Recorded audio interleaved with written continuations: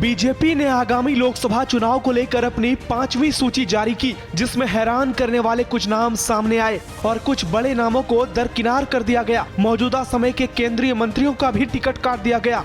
लेकिन 111 नामों की सूची में जो सबसे दिलचस्प नाम निकलकर सामने आया वो है प्रभु श्री राम का नाम। चौंकिए मत, ये सच है। दरअसल बीजेपी ने मेरठ लोकसभा सीट से वर्तमान सांसद और पार्टी के दिग्गज नेता राजेंद्र अग्रवाल का टिकट काटकर रामायण धारावाहिक में भगवान श्री राम की भूमिका निभाने वाले अरुण गोविल को अपना उम्मीदवार बनाया। इस नाम की घोषणा होने के बाद एक तरफ मेरठ के बीजेपी कार्यकर्ता जहां उत्साह से लबरेज हो गए, वहीं दूसरी ओर अरुण गोविल भी काफी खुश नजर आए। आज मैं मेरठ जा भी रहा हूं तो आई एम फीलिंग थ्रिल्ड, बहुत अच्छा लग रहा है। आज तक हम जो भी करते रहे, मैं जो करता रहा आज तक, वो एक तरह से आप कह सकते हैं कि वो भी सेवा का एक रूप था। और अब ये लोगों की सेवा का, हमारे भाइयों बहनों की सेवा का एक दूसरा रूप अब यहां से शुरू होगा। तो अच्छा लग रहा है। जो काम पहले करता था वही अभी भी करूंगा, हालांकि बस रूप उसका बदल जाएगा। टिकट मिलने के बाद अरुण गोविल ने प्रधानमंत्री नरेंद्र मोदी और बीजेपी नेतृत्व को धन्यवाद किया। साथ ही पीएम मोदी की जमकर तारीफ की और कहा कि प्रधानमंत्री नरेंद्र मोदी ने 10 वर्षों में विकास की नई पटकथा लिख दी। जितने काम हमारे आदरणीय प्रधानमंत्री ने कर दिए हैं इन सालों में, मुझे नहीं लगता अगर उसके आगे एक जीरो भी लगाई जाए तो उतने सालों में वो काम हो पाते।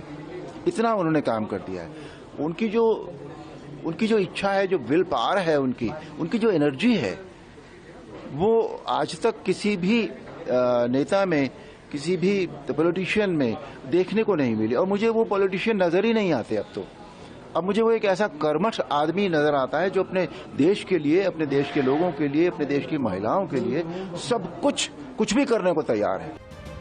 अरुण गोविल मूल रूप से मेरठ के ही रहने वाले हैं। उनका जन्म 12 जनवरी 1958 को मेरठ कैंट में हुआ था। उनकी पढ़ाई लिखाई सहारनपुर और शाहजहांपुर में हुई। उन्होंने बड़े पर्दे पर 1977 में फिल्म पहेली से डेब्यू किया, लेकिन रामानंद सागर की रामायण धारावाहिक में प्रभु श्री राम के किरदार ने उनको भारत के घर घर में लोकप्रिय बना दिया और आज देश भर में अरुण गोविल की फैन फॉलोइंग बड़ी तादाद में है।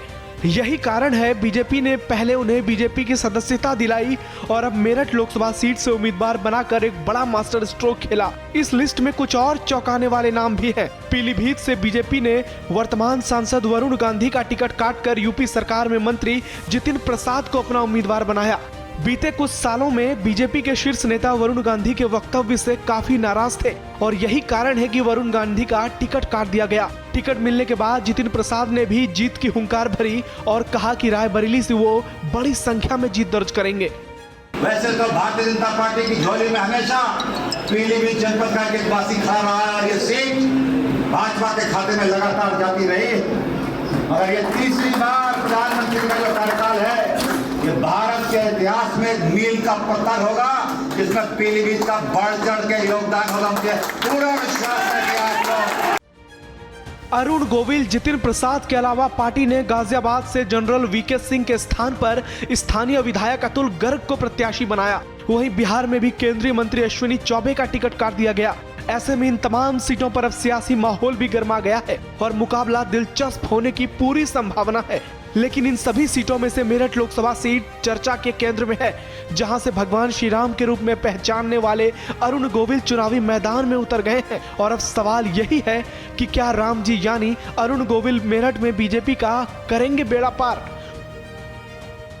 श्रेष्ठ उत्तराखंड पर खबरों से जुड़े रहने के लिए चैनल को सब्सक्राइब करें, बेल आइकन दबाएं और देखते रहें श्रेष्ठ उत्तराखंड।